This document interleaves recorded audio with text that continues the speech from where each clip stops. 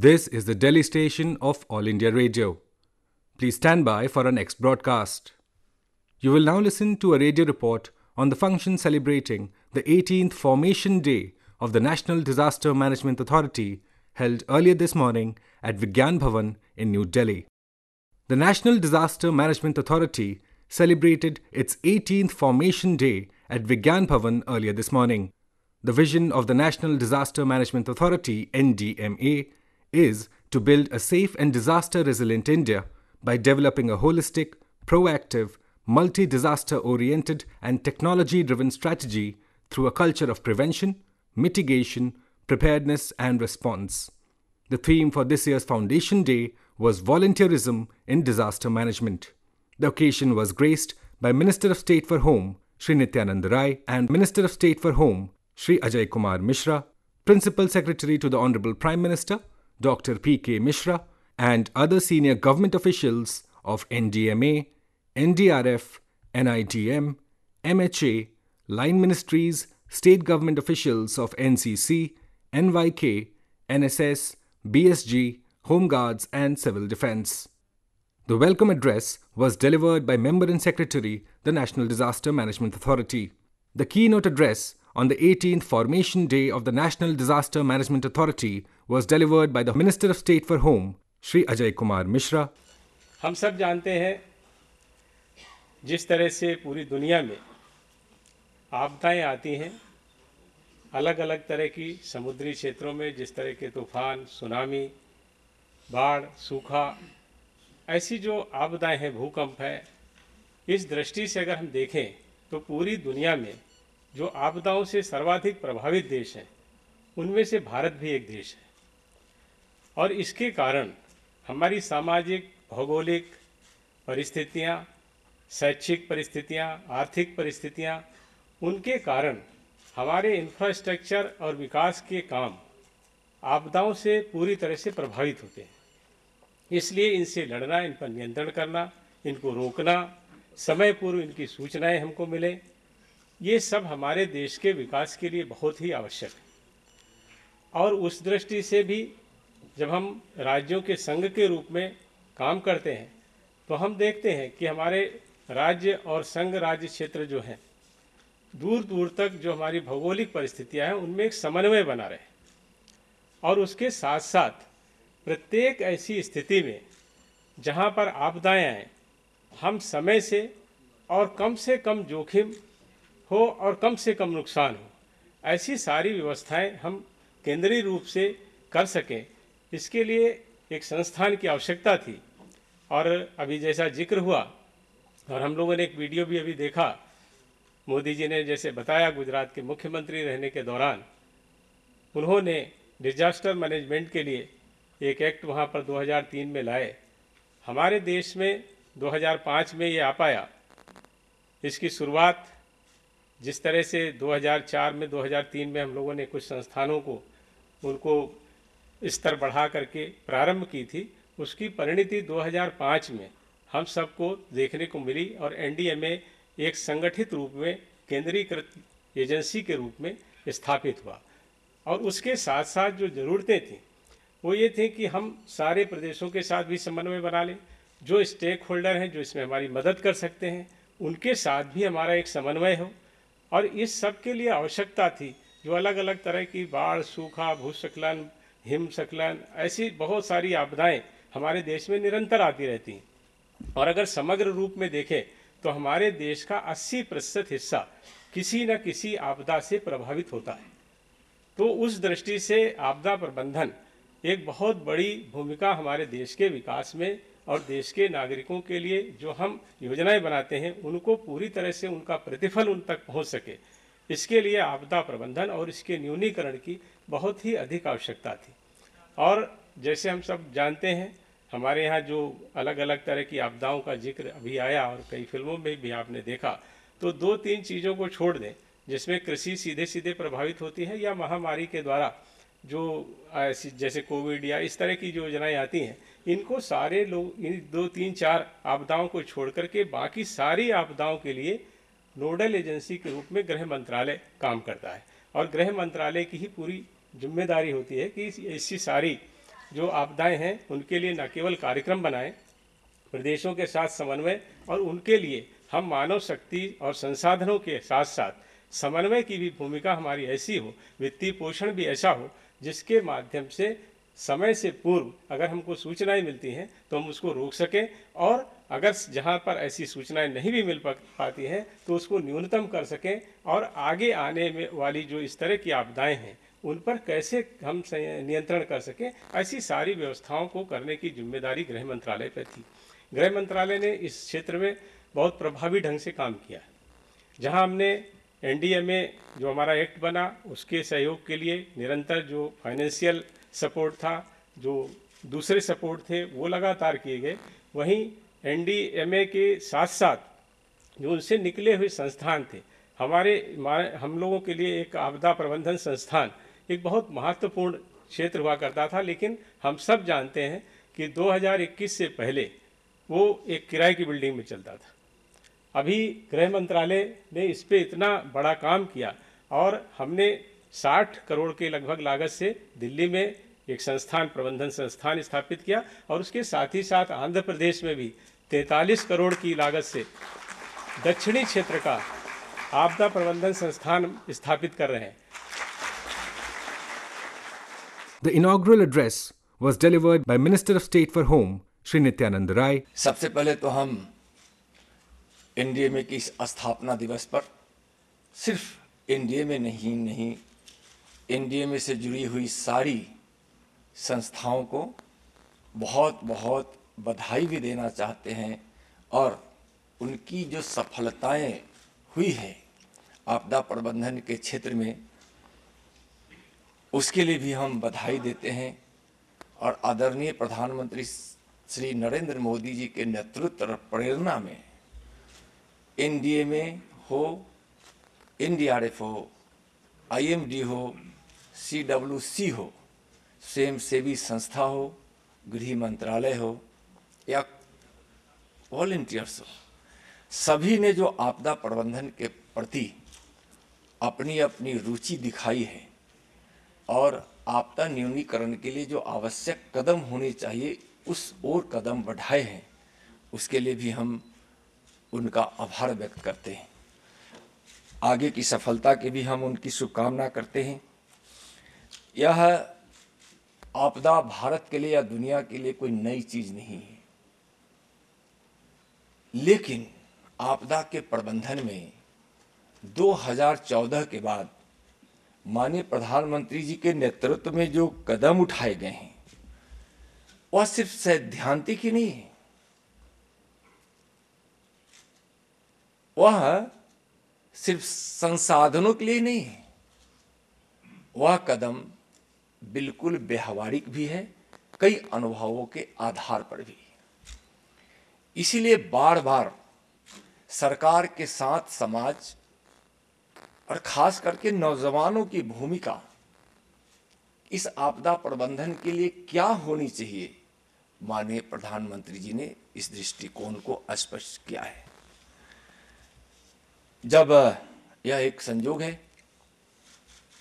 कि गुजरात में आपदा प्रबंधन के कानून पहले बने, एक राज्य ने बनाया, देश ने उसको अपनाया, और भुज के भूकंप की घटना ने देश को तो झकझोरा ही, लेकिन उस समय के सीएम और आज के माननीय प्रधानमंत्री जी के मन की संवेदना जो उनके अंदर सागर की तरह था उसमें उछाल मारा, और इस तरह से आज आपदा प्रबंधन में भारत ने दुनिया को रास्ता दिखाया है और उस ओर आगे बढ़कर भी अपना विश्वास स्थापित किया है। सिर्फ इस देश को ही विश्वास नहीं है, पूरी दुनिया को विश्वास है कि भारत आपदा के क्षेत्र में कुछ ऐसे आविष्कार करेंगे, कुछ ऐसे खोज करेंगे, कुछ ऐसे सूत्र स्थापित करेंगे, दुनिया के साथ मिलकर कुछ ऐसा काम करेंगे कि हम प्राकृतिक आपदाओं को रोक तो नहीं सकते हैं, लेकिन उसके प्रभाव को जितना से ज्यादा हम कम कर सकते हैं। जब 10 सूत्रीय एजेंडा उन्होंने प्रधानमंत्री जी ने दिया था दुनिया के सामने, तो मैं तो दुनिया के कई देशों से यहाँ कई अधिकारी हैं, जब कभी बात होती है तो आज वह एक महाग्रंथ बन गया है। सिर्फ 10 सूत्री एजेंडा की चर्चा होती है तो लगता है कि इसके आधार पर हम आपदा प्रबंधन को पूरी तरह से हम कामयाब बना सकते हैं। 10 सूत्री एजेंडा के विषय में आप सब जानते होंगे। एक दो चीजों को मैं जरूर यहां कहना चाहूंगा कि जिस प्रकार के आपदाओं का स्वभाव भी बदला है। आपदा तो पहले भी होती थी, कौन सी आपदा पहले नहीं थी? बिजली भी गिरती थी, भूकंप भी होता था, बाढ़ भी आते थे, हिमपात भी होता था, भूस्खलन भी होता था, तूफान भी आते थे। लेकिन उसके नुकसान को आप देखिए, 10-10 हजार लोगों की मौतें हुई हैं। उसी तीव्र रफ्तार, उसी गुण को प्राप्त किए हुए, उसी स्वभाव के साइक्लोन में जहां 10,000 मौतें होती थी, वहां 100 से भी कम मौतें हुई हैं। 100 से कम मौतें। क्या है? यह हमारी सफलता है। देश के विकास में आप जानते हैं कि जब आपदा, किसी भी आपदा के कारण जो इंफ्रास्ट्रक्चर को या किसी प्रकार का नुकसान पहुंचता है, उसको रीस्टोर करने में कितनी ताकत लगती है। एक एक चीज जब आप उसको देखेंगे, सड़क टूटने से लेकर बिजली के तार गिरने से, पेड़ गिरने से लेकर, फसलों के नुकसान से लेकर, मानव नुकसान से लेकर, किसी भी प्रकार की संरचना हो, चाहे संचार व्यवस्था के नष्ट होने से बहुत बड़ा नुकसान होता है, बहुत बड़ा नुकसान होता है। और इस नुकसान को भारत ने काफी कम किया है। और एक जो कोऑर्डिनेशन किया है भारत सरकार के सभी मंत्रालयों ने, विभागों ने, माननीय प्रधानमंत्री जी के नेतृत्व में, जिसकी मैं चर्चा कर रहा था पहले। यहां CWC वायुसेना के अधिकारी भी हैं, IMD के लोग भी यहां बैठे हैं, NDMA के लोग तो हैं ही, NDRF के तो हैं ही हैं, वॉलंटियर्स भी हैं। वह एक बहुत बड़ा दृष्टिकोण है, उसमें बहुत बड़ी कामयाबी भी मिली है। और यह नुकसान देश के संसाधनों से पूरा करने में बड़ी ताकत लगती थी। अजय साहब बता रहे थे, हमारे माननीय गृह राज्य मंत्री जी, कि 80% क्षेत्र प्रभावित होता है। और कभी कभी तो ऐसा होता है कि एक ही अपने देश भारत में के विभिन्न क्षेत्रों में विभिन्न प्रकार की आपदा एक साथ आ जाती है। पिछले कई वर्षों में तो भारत ने साइक्लोन का जो इतिहास था उसको डबल कर दिया। यहाँ महापात्रा साहब बैठकर मुस्कुरा भी रहे हैं। तो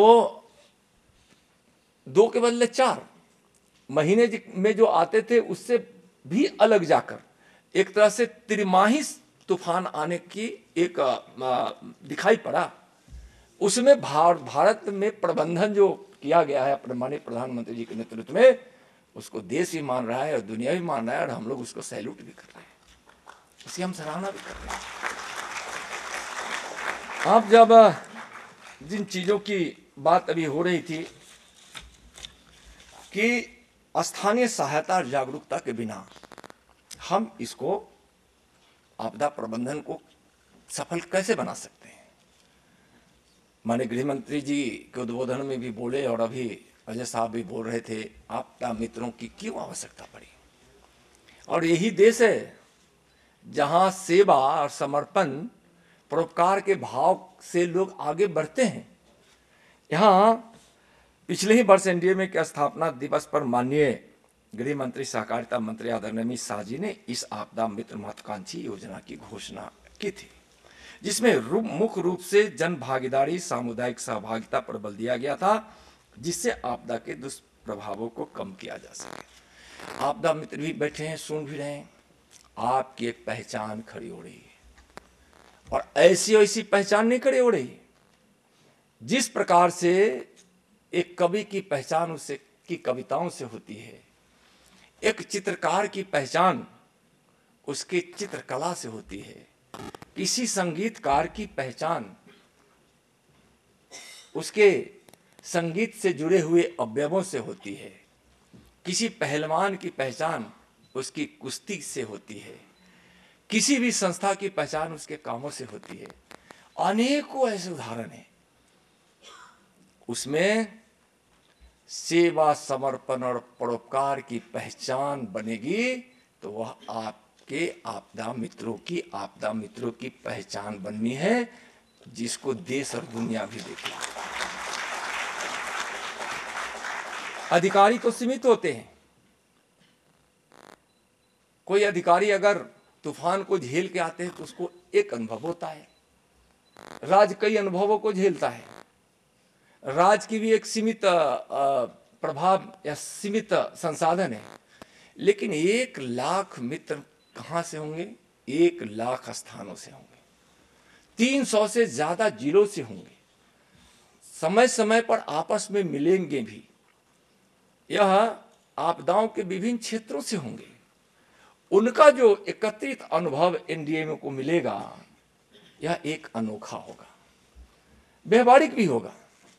आपके दिए गए सेवा के आधार पर जो नए नए आयाम वाले सूत्र बनेंगे, वह निश्चित रूप से आपदा प्रबंधन का मार्गदर्शन करेगा। आप अपने आप को इस रूप में आपदा मित्र देखें, यह उनसे आग्रह है। आप अपने अनुभवों को भी शेयर कीजिए। आप पर आपदा मित्र की चर्चा कभी कभी कुछ जगहों पे हुई कि आपदा मित्र है क्या? आपदा के प्रबंधन में इस देश का विश्वास है, देश का विश्वास।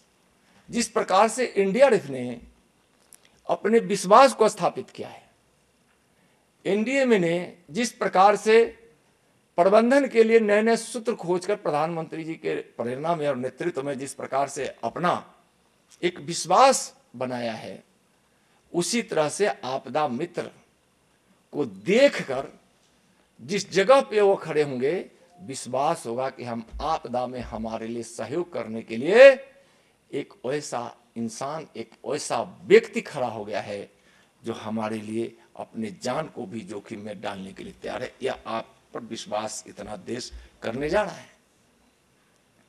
सरकार आपको संसाधन भी दे रहा है, ट्रेनिंग भी दे रहे हैं,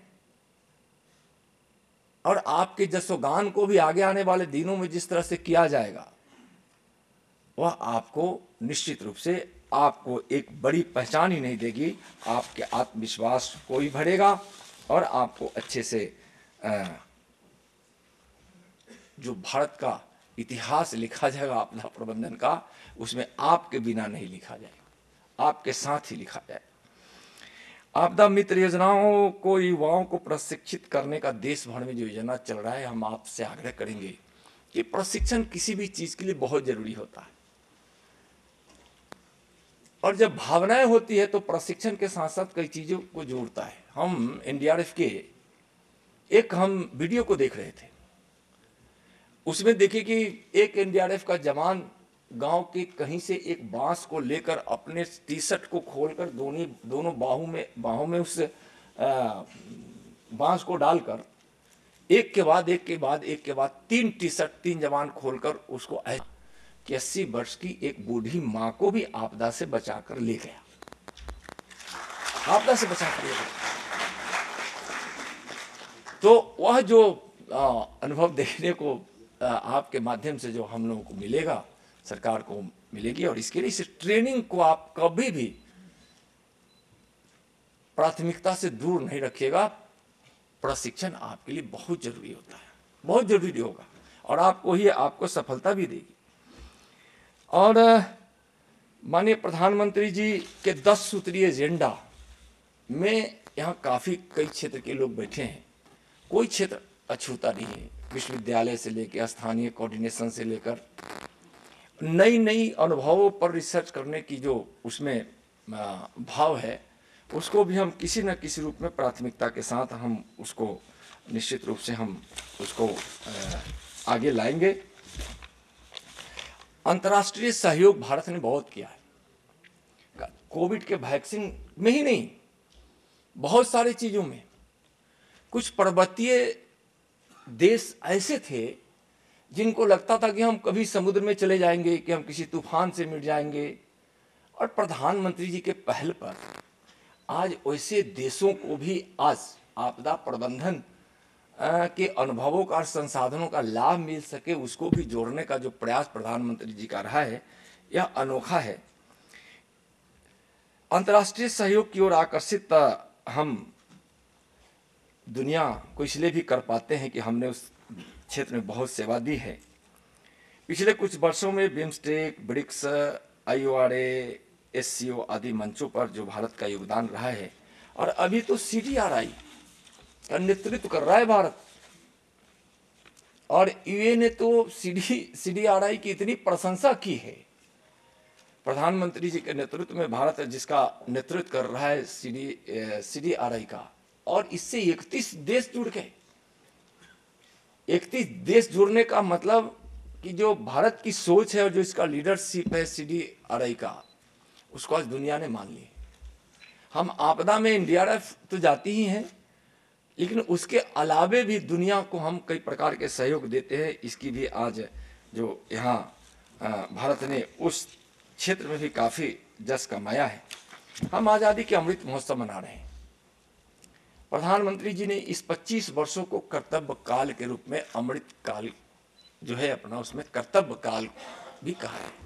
यह हम लोग का सौभाग्य है कि प्रधानमंत्री जी जैसे आज हमारे पास नेतृत्व है, उनके पास दृष्टिकोण है। और इस आज़ादी के अमृत महोत्सव के इस 25 वर्षों के इस अमृत काल में हमको हर क्षेत्र में आत्मनिर्भर होना है। और आत्मनिर्भर तभी हम हो सकते हैं जब कि सबकी सहभागिता चाहिए। उस सहभागिता में आपदा मित्रों की जो सेवा होगी, वह भी इस अमृत काल को जस देने में काफ़ी योगदान करेगा। देश बदल रहा है, बुनियाद हमारी पहले से विरासत के रूप में मिली है। हमको अपनी इच्छा शक्ति को जगाने की जरूरत है, और भारत का इच्छा शक्ति जग रहा है। प्रधानमंत्री जी कोविड काल में कुछ लोगों ने कहा कि कोविड का हम कैसे प्रबंधन, क्या थाली बजाने से होगा, क्या मुंह पे रुमाल बांधने से होगा, गमछे लिपटने से होगा, दीपक जलाने से होगा?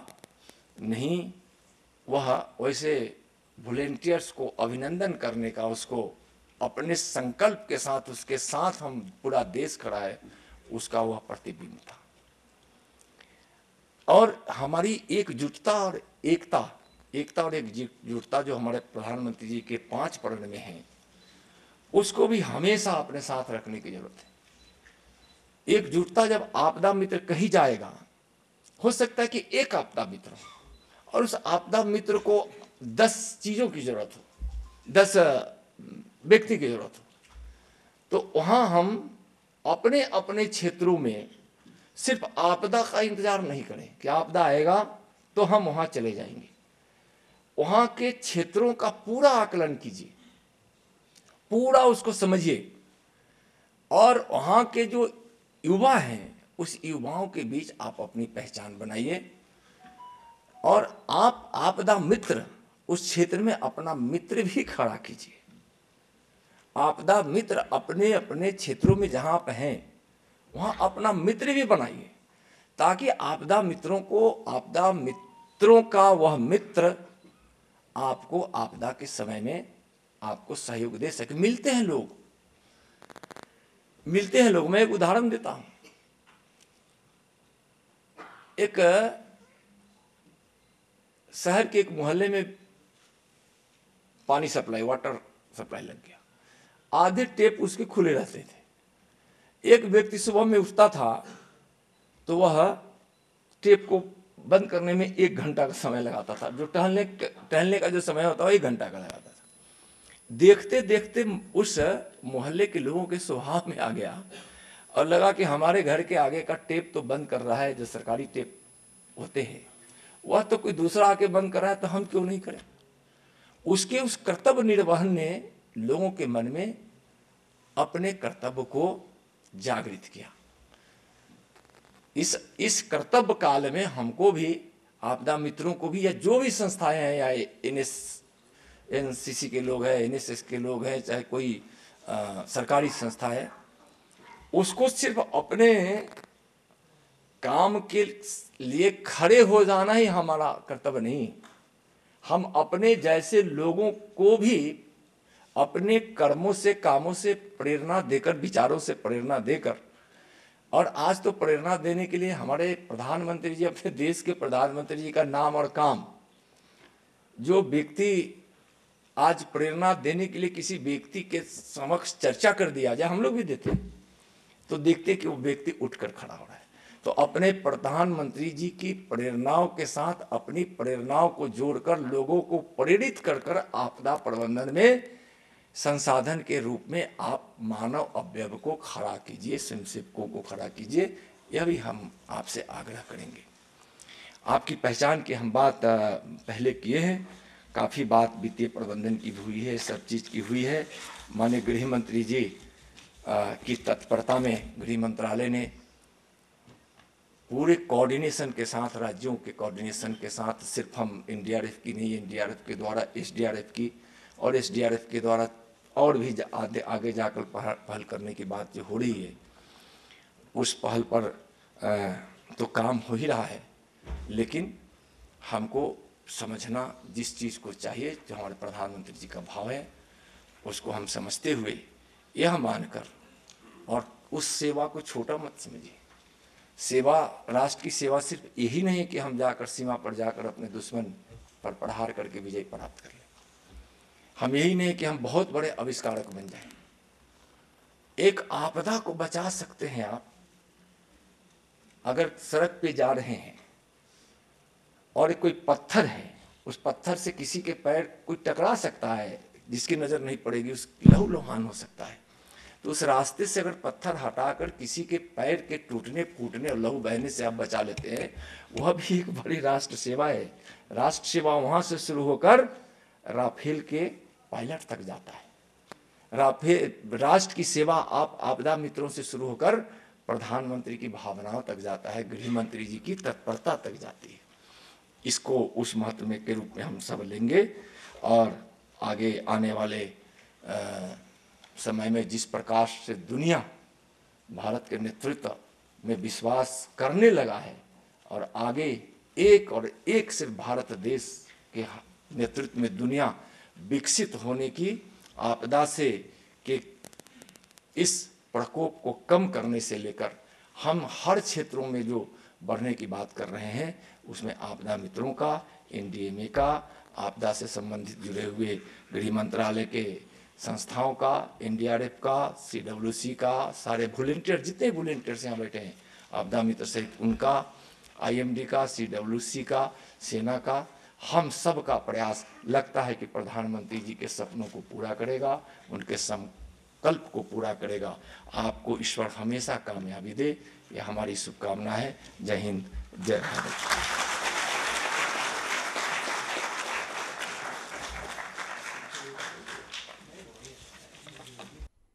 Trained Abda Mitra volunteers from the states of Karnataka, Meghalaya, Himachal Pradesh, Assam and Uttar Pradesh, along with the volunteers and cadets of other organizations such as National Cadet Corps, National Service Scheme, Nehru Yuva Kendra, Civil Defence and Bharat Scouts and Guides, attended the celebrations and displayed their personal equipment as well as EERR equipment at the venue.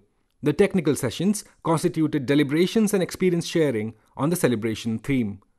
Participating states shared their best practices on volunteerism in disaster management. Non-governmental organizations such as SEEDS, Sphere India, World Vision India and Action Aid India presented their case studies in disaster management through volunteerism. With that, we come to the end of this radio report on the function celebrating the 18th Formation Day of the National Disaster Management Authority held earlier this morning at Vigyan Bhavan in New Delhi. Narrated by Bhuvan Apurva Jha and produced by Pramod Kumar, this radio report came to you from the Delhi station of All India Radio.